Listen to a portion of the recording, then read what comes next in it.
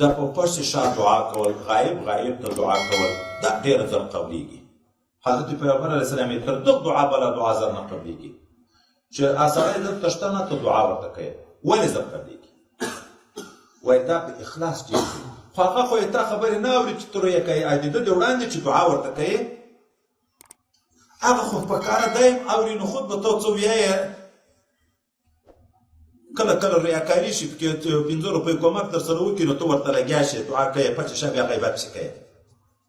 دا چې پسې شه شي نو خلوص پیدا شي وایي خاص د خدای د رضا دپاره. او څوک چې دا غواړي چې د ځان په باب کې دعا ډېره قبوله شي هغه د نورو مسلمانانو ته په غیاب کې دعا ډېره کړي. الله هغه رحیم او کریم ذات ده چې دعا نه نیمه کوي چې نیمه قبلوي او نیمه نه قبلوي. چې د بل په باب کې قبلوي د تا په باب کې هم قبلوي. بلکې وایي ته چې بل ته دعا کوي تا ته ملایکه دعا کوي.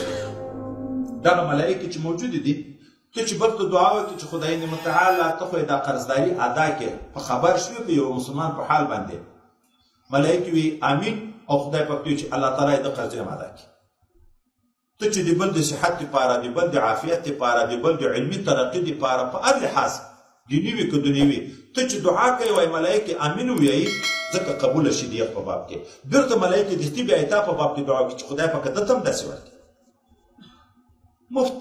مفت جنت ته مفت سودا ده.